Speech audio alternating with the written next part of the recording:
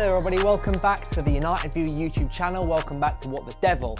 Today is only a few days away from the one day we've been waiting for it feels like it's going to be almost a month, or it's maybe like 3 weeks now. It's Ruben Amorim's, Amorim, still don't know how to say his name, he spoke about it last week, I still don't know. His first game, United versus Ipswich, away from home, hilariously against Kieran McKenna. Obviously someone who was touted in the summer as a potential Man United manager of the future. You know, a young Premier League manager who's going to, smash the Premier League, and then United are going to hire him in 2 years' time. But now we've got our own young, up-and-coming Premier League manager, because he's only been managing for a few years. But the last 4 or 5 days, obviously he's taken his training, he's taken some players. You've been watching we've all been seeing some of the training clips and the players he's praising, what he's doing in training and everything. And I think the first thing on everyone's mind is who starts. Because you've got the weird situation of a lot of his players are fit, especially some of the people like Yoro and Shaw, etc., who have just come back from injury. But you also have all the people who've only just come back from the international break. And he spent 3 or 4 days working with players such as Malacia, Shaw, Yoro, Mainu, Anthony, Johnny Evans, when you've got players like Højlund, De Ligt, who are now coming back into the team. And it's an interesting kind of thought process, I think, because you've got your ideal 11 he probably wants to have and will have as time goes on, but you've also got who's he actually going to start, because against Ipswich on Sunday, because they maybe had 4 or 5 extra days with Amorim and with his system.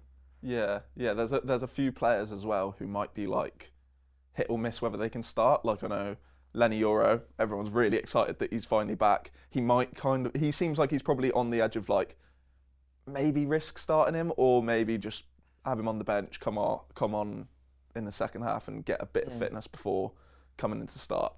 But yeah, there's a lot of, for example, up front, there's been reports and kind of suggestions from people analysing the training footage that potentially Rashford could be playing down the middle, and like you said, because Højlund's been on international duty.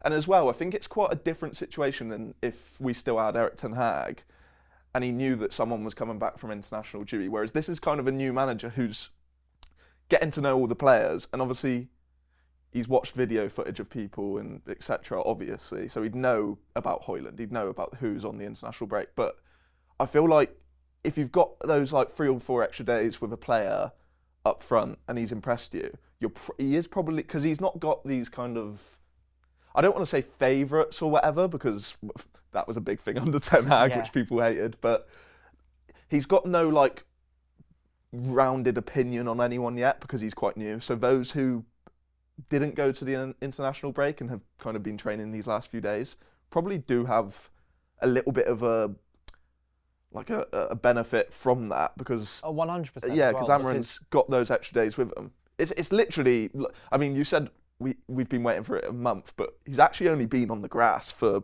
a few days, about 4 or 5 days. Yeah. So I think those days have been really important. But there is a few, I really want Lisandro Martinez to not be injured. That would be very handy. Yeah, we've not heard anything about that, have we? Since No, it didn't seem like an issue, because I think, if I remember correctly, he got the injury and then got kind of treatment on the pitch, but then carried on for the rest of the game. So you're hoping it's just a small thing. Another thing I noticed actually yesterday is I was looking at training images from international break, and Garnacho still has that knee strap in on his knee while he's training. And that's one player who a lot of people might want him to start, but he's been away in South America, long distance travelling like Gary Neville hates after he was going on about Rashford. But long distance travel, he's still got that issue. I reckon him and Ugarte are probably both, and obviously he's supposed to, everyone knows that Ugarte thrived under Amorim beforehand, but I think those two might be on the bench. Yeah, I agree. Just because I feel like Kobbie Mainoo might be fit enough to start, and he might go with that Casemiro Kobbie Mainoo pivot. Yeah, I want to start with the defence. So I'm assuming Andre Onana will start in goal. I don't think there's any doubt about that. Onana's played Picked up another clean sheet during the He international did, yeah, break and he's as played well, I every think. single Premier League minute since he signed. Like Mbaye has played 3 games since he signed. But it's the defence. Like, so when I say defence, I'm talking about the back 3. So not necessarily the wing backs. I was going to start on the back 3 because we only have 3 defenders available. I think like 3 centre backs because Harry Maguire's Maguire. injured.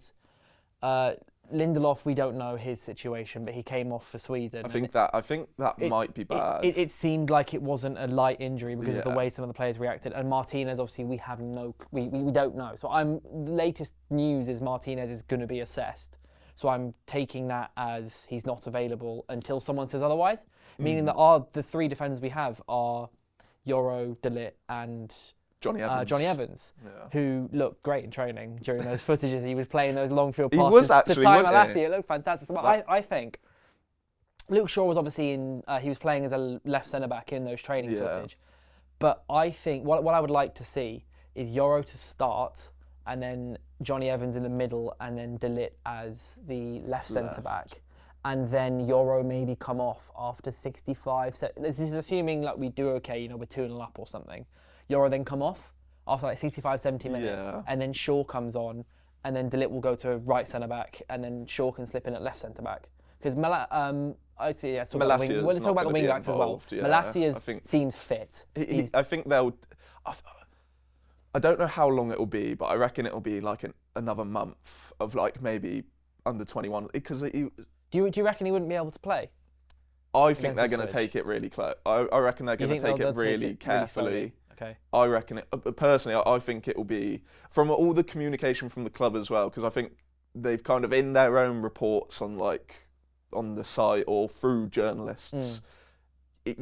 I feel like I'm getting the idea that they want to take this really carefully because, I mean, it's not even like a 8-month injury where when it's an 8-month injury you're like, oh, you want to ease him back in. It's literally double that amount of time and more. So it's a ridiculous amount of time. So I don't think he'll play against Ipswich. I don't even think he'd be in the squad. I think it will be more.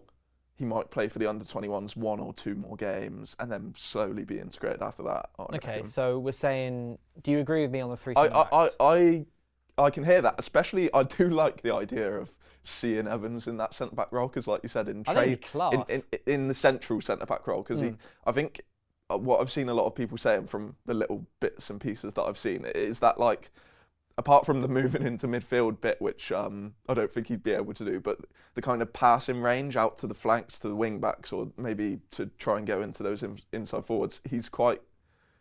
I mean, Evans has got really good passing range on both feet, so that'll be interesting.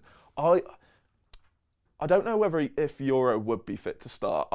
He got pulled out of the under-21s. But yeah, that's something that came up this morning. Was he got pulled out of the under-21s game that's meant to take place on Tuesday? And some people have said, "Oh, that means he might not be fit." But I think it means the opposite. I think it means that he is maybe fit to play 60, 70 minutes against Ipswich, and so therefore they don't want to play him earlier on in the week, and they want him training under Amorim because Amorim pulled him out of the under-21s game so he can train. Yeah, and like we just mentioned a minute ago, like these opening training sessions are really important. Really so crucial. he's probably really impressed with Yoro, impressed with maybe where his fitness levels are at, and said, I want him on the grass with me instead. He should be, like, Yoro's 19, but he's a first team player. I know he's not made his debut yet, which is crazy to think he's still not made his debut. But so I think if we go and talk about the back 5, we got Yoro right centre back, Johnny Evans in the middle, and then De Ligt left centre back, and then wing backs. Well, it's going to be Dalot and Mazraoui, right? But then what? Well, I don't know 100% because one thing I was going to bring up with the back 3, and this is something that I think could work, but I'm not entirely, because I'm thinking long term as well. Maybe just not for the Ipswich game, but you look at Dalot and Mazraoui, and I mean Dalot's had a bit more up and downs at the start of this season, but you probably say Mazraoui's been really impressive this season, probably one of our best players, and Dalot's been pretty solid, and he was really good last season. And you're not going to get both of them in the lineup, both as a wing back. But I feel like long term, maybe Dalot could play that wide centre back role, out of the two anyway. And that is, I don't know about that. I think partially because of the kind of importance of having to defend wide and the progressiveness. So like those two centre backs, at least from what I've seen, like I don't want to be I know Amorim ball like completely. Like I've watched like 5 or 6 games, but it seems that those two wide centre backs like are really progressive.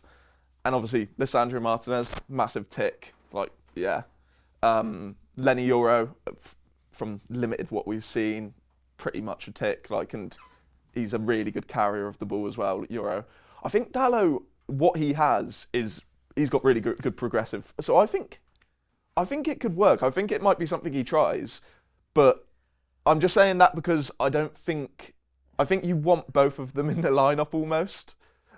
I don't know about Dalot as a centre back though, because I've never, the one thing, as much as I really like Dalot, the one thing I've never been convinced is Dalot in the air.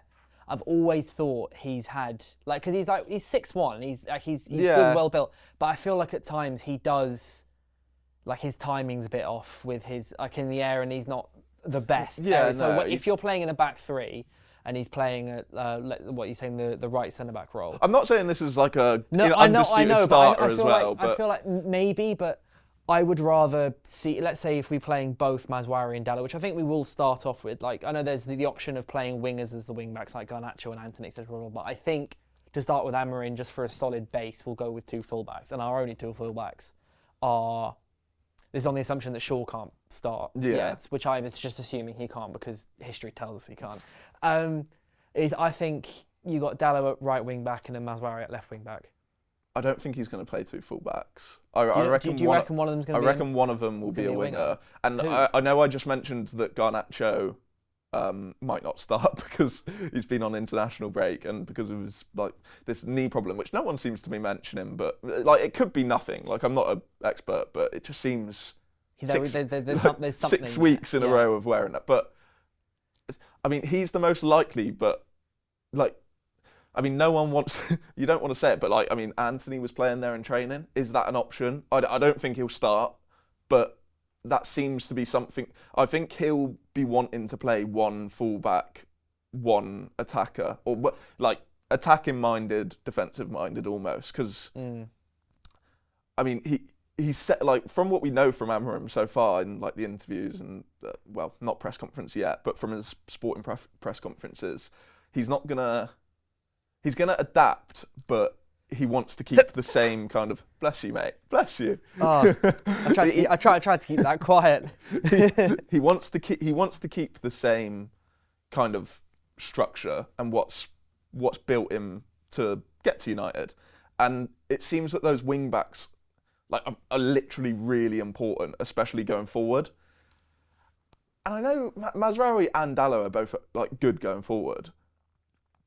But I just think he'll want to try out something to press you on this. Who do you think it's going to be against Ipswich? I think specifically. I know this completely contradicts my earlier point, but I think it could be a Garnacho. Left wing back or right wing back? I think left wing back. I think Garnacho left wing back, and then Mazraoui or Dalot. Right. Well, I think if it's going to be Mazraoui or Dalot, I'd hope it would be Mazraoui. I remember saying this in an article I wrote recently. One of the 5 things noticed articles on District is that I think Dalot needs a rest. Oh yeah, massively. he needs it, or he needs the. He's played. I think for United, it's 44 started in a row, which is massive props to him, considering the fact that when he came, he was big injury-prone player. Yeah. As everyone said many times now, that loan to AC Milan did him absolute wonders. But he needs to no player should be playing 44 games. I think as well. You look it's the international break, and he started 1 game, and I think he came off the bench in Portugal's second game. So it's he didn't really get much rest over the international break either. I want him to have a bit of rest because Mazraoui doesn't need rest at the moment. He's an absolute machine, Mazraoui. Considering that everyone was everyone was like he's injury prone, and he did get that injury scare, didn't he, in a game? And he was back the next game. Yeah, and there was also the heart thing where people were like, he could be out for 6 weeks, and he was back in the starting 11 a week later. Mazraoui is a whole other topic. For me, he's up him or Onana is my player of Those the are season the two, so far. yeah. They are like stand out miles better, I think, than anyone else across the whole season so far. Obviously, like Casemiro's been good last 6 weeks. There's been other players who have like really stepped up recently, like Ugarte, but I think since minute 1 this season, it's been those two. But anyway, that's a bit of a sidetrack. So defence, we can't really seem to agree. But overall, I feel like the 3 centre-backs, we know who it's going to be. It's the wing-backs. Yeah. Maybe he might play Garnacho because it's Ipswich. Maybe if his first game was against Arsenal or Chelsea, maybe he puts 2 full-backs. But I'm going to move on to the midfield. Everyone's assuming it's going to be a box midfield, right? 2 number 6/8s and then 2 10s above them. And the immediate question, I guess, that is how fit is Kobbie Mainoo? I'm going to work on the assumption that he's fit to start because from what I remember, his injury would take him not in time to play the last international break game, but he was to be fit around then. Yeah. So let's work on the assumption that he's been fit for a couple of weeks now, and it's not a major injury that's kept him like out of staying in shape or whatever. I'm going to assume that he starts, and I think he'll start with Casemiro as the 2. Yeah.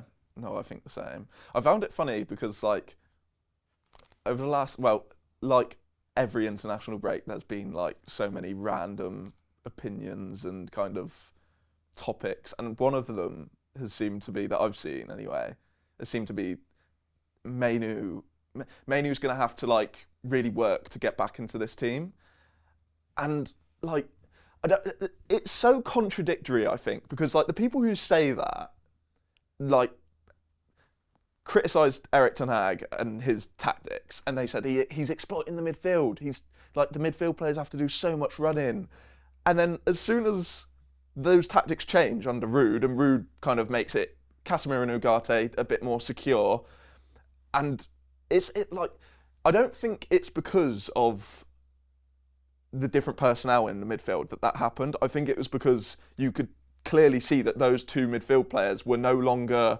really going forward. And I mean, on the ball, Casemiro was, but off the ball, they were often quite close. They were both sitting, yeah. And you notice that because they were close, Casemiro would mess up a tackle, let's say, like he has done over the past year. But Ugarte was kind of really close to then jump in after, and the same the other way. So they were still making the mistakes, but because of the way we were set up a little bit differently, a little bit more conservative, we were able to not get exploited as often. And then that suddenly means that Mainoo was the problem because he was starting, which is just ridiculous because people were trying to criticise Ten Hag's tactics, but then not recognise that the reason players were doing badly was partly because of those tactics. And Mainoo didn't even do badly. I think that's what I found funny. I think a couple months ago, we were banging on about his defensive statistics right at the start of the season. They were crazy. Is the game against Fulham, he made, I think it was like 13 interceptions or something ridiculous like that. It was like a Premier League record or a Man United record or something up there. It was like an insane amount of interceptions. And it was like 3-4 games in a row where it was just all extremely high. And obviously, like that partly shows, and we all know, Mainoo can do the defensive work, just not to a high level where you expect him to be almost doing like shuttle runs up and down and covering so much space. So I think he can definitely obviously play in that deeper role, and I think I kind of agree with you. I think it will be Casemiro and Mainoo. But I think we will see that it works a lot better because I think Amorim keeps it that those two kind of stay quite close together. I think it makes sense that Mainoo will move out, and because I think one of those 2 deeper midfielders is supposed to be a little bit more step forward. A little bit more attacking minded. Which I mean, Mainoo can go and link with the wing backs with those inside tens. I think it's a perfect. You know what? Everyone's forgotten how good Kobbie Mainoo is. I really think in this, because United have been so dire and Mainoo's been out, and then when, as you said, Ruud van Nistelrooy came back, and then the 2 midfielders a bit more security. Shock horror, Casemiro and Ugarte both look much better with more security and people around them.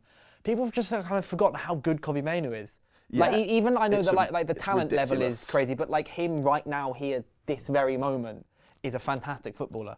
And I think the idea of him playing there and not in one of the 10s appeals to you more than Kobbie Mainoo playing as one of the 10s. Yeah. I would rather see Kobbie Mainoo operate more in the middle third than the final third. Yeah, definitely. I actually was looking at this a few days ago, like a week back, and I mean, I think people also forget, like, Kobbie Mainoo is massively talented, but as well, he's probably one of our only players who can really, I wouldn't say drive forward, but he can beat a press and move the ball forward quite quickly, which, I mean, in the kind of football which Amorim wants to play, I think that that's going to be quite valuable, and not many of our other midfielders can do that. But as well, with the number 10 point, I was thinking about this because I think it's a possibility that he plays maybe some games there. And I think it kind of reminds me of how he was playing for England. And I think for England, do you remember there was some idiots online who were like, he's not played any progressive passes. But if you actually watch the games, like, his role for England was almost like he'd either start deeper, bring it forward and then keep possession, or he'd actually start quite like a bit further forward than Rice, receiving the pockets and just like he is the turn. He's so good at just like receiving the ball under pressure and keeping the ball. His retention is crazy. It's such an underrated trait, but I think that might be one thing that, like, maybe Amorim might look at and think, he might be able to play in those little pockets, because as those number 10s, they're like constantly going to be looking to pick up positions where they can receive the ball to feet. And I mean, he did score that goal against Wolves, which was like a perfect example of like where that number 10 would probably want to be. But I don't think he's going to do that constantly and like nutmeg someone and take it past two defenders and shoot. I think the best overall use of the talent in the squad has Mainoo at behind the 10s, not as one of the 10s. No, I hear that. I just think it's an interesting point because he's got, I think that is a really useful, especially like I said, those wide centre-backs want to play that ball into the 10s. And that's why I'm kind of like thinking, if you're thinking Garnacho might play there, or Rashford, or maybe Anthony, I don't know. But those three wingers, I mean, Ahmad's a little bit of a different story. But I don't know if they're as good at protecting the ball if they're receiving in those kind of spaces. True.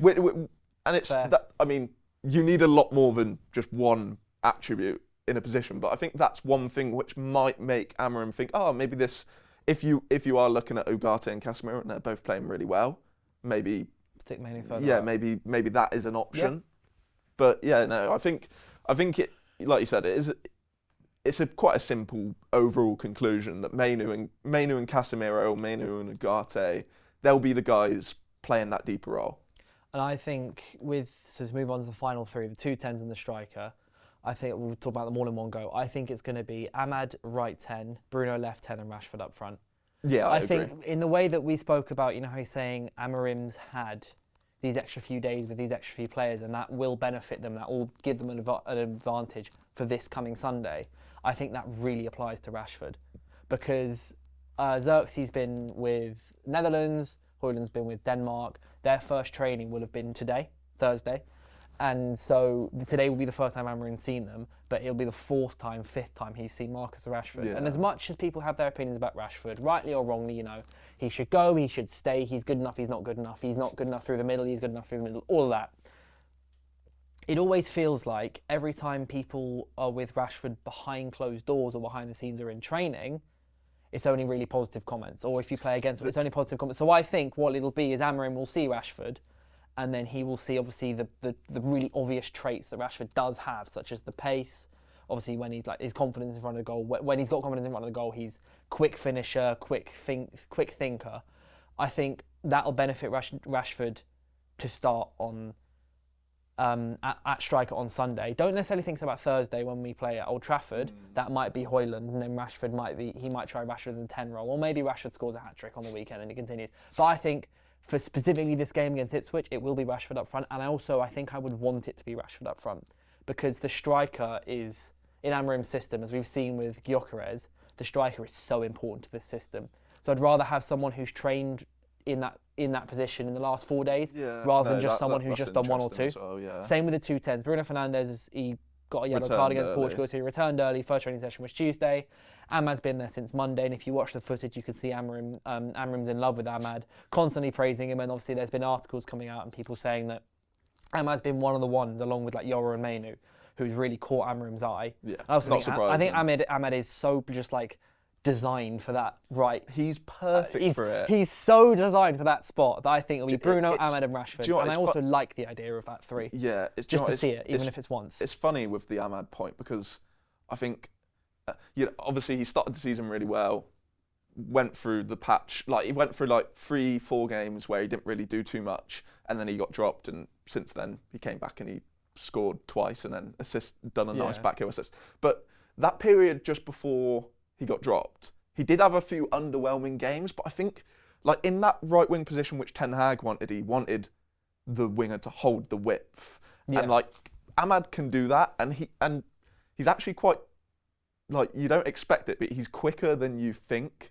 So he can do that kind of touchline roll, go down the line and kind of get closer to, but he won't cross it with his right foot probably, but he'll go down the line, get a bit closer and then link up around the box. But you always kind of thought he's kind of like drifting out of the game because he's so far out there, and he should really be, he should be a player who's getting 50 to 60 touches of the ball a game. Like he should be easily, one of your main guys who's like, he might not even be dangerous with all of those touches, but just keeping on linking play, keeping the ball moving. He's one of those guys, and you don't really get that entirely when he's like pushed out to the right. It's the role. It's the role he had at Sunderland, which was so perfect for him. So he played on the right on Sunderland, but like you said, like people noticed that he kept on propping up in like attacking midfield positions because that's what he'd done. He kind of had the license to start from the right, drift inside, make things happen, go back out to the right. So he had that like freedom, and it's almost like you have that freedom in that role because you have to help out with the wing back out wide. You have to link with the deeper midfielders, link with the striker or your other number 10. So you're just involved. It just seems like you'll be involved a lot more in the general play of the game. Like if you're out on the wing, and he's shown this like a few times where once the ball does get to him, it seems like something actually happens because he's getting it in a bit more dangerous positions. So like consistently, he'll get the ball passed to him on the right wing. He's 1v1. He's got a much better chance of making something happen than if he's a bit more congested in the midfield. But I think he's going to get part of that, but also be able to actually be involved in the play and keep things moving. I think Mazraoui is a perfect example of if you just have someone who can move the ball, can control the ball well, can pass it well, and can take on a man and just looks and can just do all of those actions quite smoothly and link play. It just suddenly like makes a team better because you've got those players. So I think getting players like that, like Ahmad, involved more will only like help him and hopefully the team. And then the other two, I think Rashford, like I think it's a really good point you make about like the strike. Like we all saw in that City game, I noticed that it was just like, right, this team is geared towards making chances for the striker, which isn't exactly what was happening under Ten Hag because like the wingers were probably the main threats in Ten Hag's teams. So I think it will be interesting, like you said. That's obviously a real big focus. So Amorim he did mention that everything will be quite scaled back and a little bit more simple as he starts. But you would think that message gets like laid across in these first few training sessions. And I don't want to say Rashford's good for the role because you don't know entirely, and his history at centre forward isn't like it's perfect, spotty at best. Yeah. So I think like. I think it's worth taking a chance for playing Rashford through that role because I don't entirely. He's definitely not going to be able to play the wing back role, and like the split number 10 inside forward, like it could work, but I think if we're going to see the best version of Rashford, I can imagine it being up front. Yeah. Like if you're going to see the best in version, Amorim's system, I think it is. I think it could be. So, running in behind is a huge thing for Gyökeres, and on paper, that should be something that Rashford really offers, but you're never 100% sure with him. So that's like like you said, we could easily see Rashford go and score a hat-trick in this new system and everyone's like real happy, or we could see him just be a little bit like ineffective, poor touches, because like I think he has actually improved back to goal play in the last couple of years. Like I think that's something that a lot of people have like mentioned, but I don't think he's actually that bad at it anymore. I think it's more just going to be like, is he going to keep on making those runs in behind if he's not getting found? I think in general to succeed, Rashford needs to become much more comfortable playing centrally, because his best positions that we've seen him thrive in has been like the wide winger role, where he can collect the ball wide and run in forwards.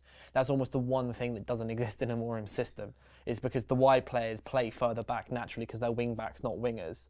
Yeah. Rashford's going to need to be able to become more central, even if that can be either as that 10, being slightly more central in the half space, and being having to kind of get over the fact that he doesn't have those extra 5-10 yards to start his runs when he's taking players on, or become much more of a number 9. Yeah. And I mean, Bruno, there's not much to say. Like, he will start. Bruno will play and he'll start, and he's our club captain. And I don't think that. Yeah, I don't think there's. I would rather see him in the left 10 role than the right 10 role. Yeah, and I do want to see him in the 10 role, because I mean, we've already seen this under Rude in those first few games. It was almost like, oh, Bruno's hit form. It's almost like it's because he's actually playing towards the box, because like. It's crazy, because I remember when Bruno first came to United, and I was like, this guy, like he can pick the ball up in pockets, turn really well, play that killer pass, because he's playing the killer pass because he's receiving the ball in a dangerous area. Whereas it's like, not all the time, but it's slowly turned, and especially like under Ten Hag in the last like few months, it's almost like, oh, he can still do that even if he like drops and picks the ball off the centre backs, or picks the ball like in deep midfield. Like, you want Bruno. It's a really simple concept, but you want Bruno closer to goal so he can score goals and make assists. Yeah, it's what he did to start with, which was so effective in his first like year and a half. And we saw that like throughout those first few Rude games. So I'm just quite interested to see. The only thing I would say, I'm interested to see him further up, but we have got kind of used to, and this isn't like, I think this is more manager, like more tactical instruction, but a lot of the time in maybe let's say the past year, when Bruno has got the ball, it's always been to the wide mans. Like if he's got the ball and he's looking for a through ball, he's always looking for that left winger, maybe sometimes the right winger. And I think a lot of people mentioned that he's not really ever picked up a connection with Rasmus Højlund, like a proper striker centre attacker mid connection where like it's telepathic. Like, it's not like that yet. So it would be interesting as well. He'd be a bit more wider and have better angles maybe, but it would be interesting to see how he changes and adapts to that, because you're not as often, the wing backs do get really forward, so you're probably still going to see Bruno like doing a half volley.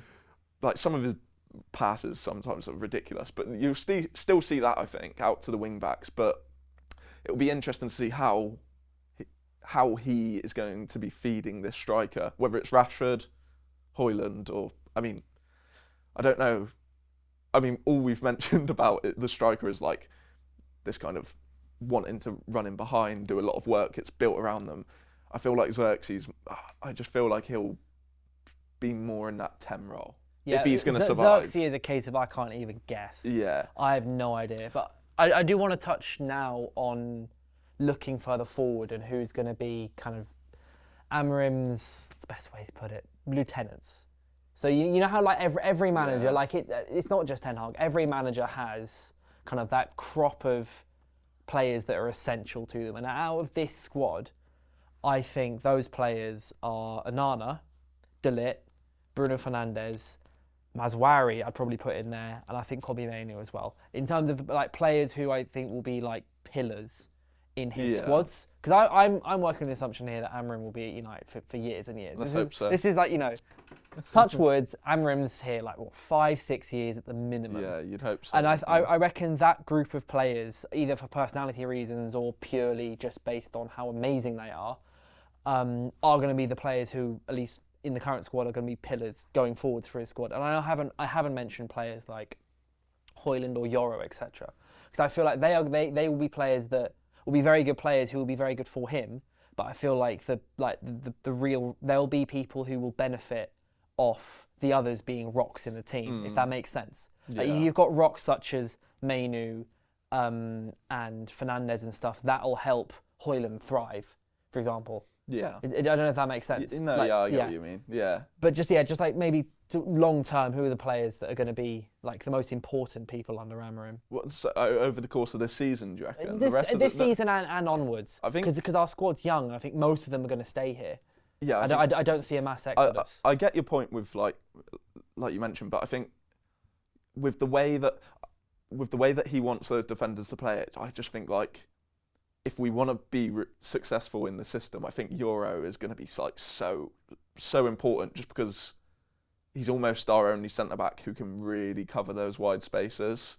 Like he's just simply because he's like just young, very athletic. I mean, if you look at him, he's almost like Wan-Bissaka in the fact that he's like 6'3", long limbs, long legs. Okay, he can move. So I think if we're going to see a successful United this season, potentially top 4 or something like that, maybe a cup. Let's hope so. But I think if we're going to see that, it's going to be partly because Lenny Euro has settled in and he's playing consistent. I think it's important that he doesn't play all the minutes, but I think he's going to be like a real important player. I mean, yeah, I think it's kind of the obvious ones, isn't it? Like I think Kobbie Mainoo will be, for reasons which I mentioned before. I think Bruno.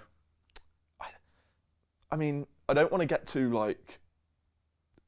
too excited about it too early, but as well, I think Bruno and Ahmad in those 2 10s, I think they could really be like the 2 main players there, and I hope that it's like Ahmad's proper breakthrough season, because he hasn't had it yet. He has periods. He's been here since 2021, and then it kind of tails off again. Yeah. So like, I'm hoping that consistent football, because I don't remember who I spoke to about this, but the criticisms of Ahmad earlier in the season kind of remind me of what was happening at Sunderland when he first moved there.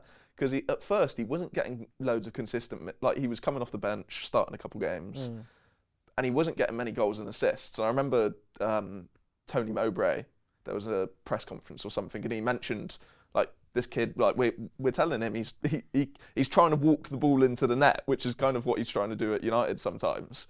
But we're trying to encourage him to be more like kind of clinical and Ronaldo-esque kind of thing, that transition. Killer.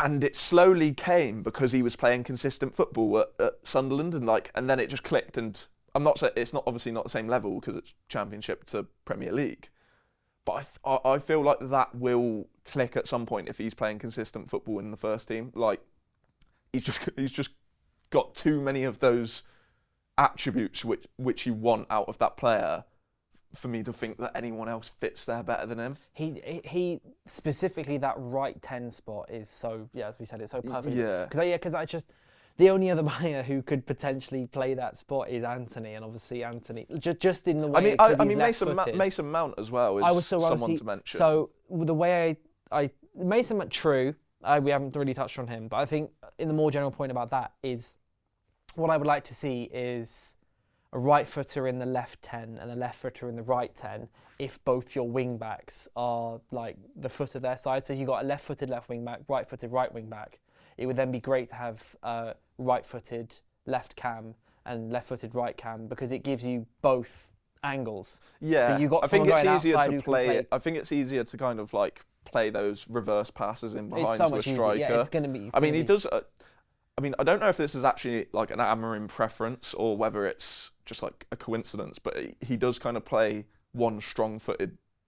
Is that the right say? One player on their strong foot, so left-footed left wing back, and then he plays a left-footed right wing back. Like, so one of them is almost like an inverted. Or they're not inverted, but they're playing on their weak side.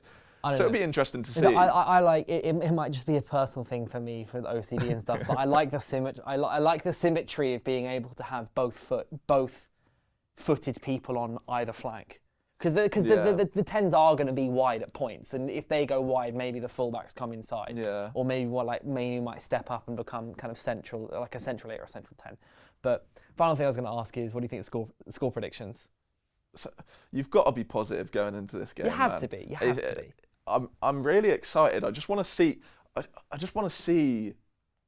Like obviously not in this first game, but just like over the course of the next few months, whether we're fighting for top 4 and in 4th, 3rd place, or whether we're like a little bit behind because things aren't going like entirely well results-wise. I just want to be able to go like, oh, I see what he's doing. Like an idea, which is exactly what Amorim. And you'll see an idea. That's a positive. Yeah. That's a what quote that is, by the way. That's a real positive. Like I'm just looking forward to seeing what he actually wants to do, agree.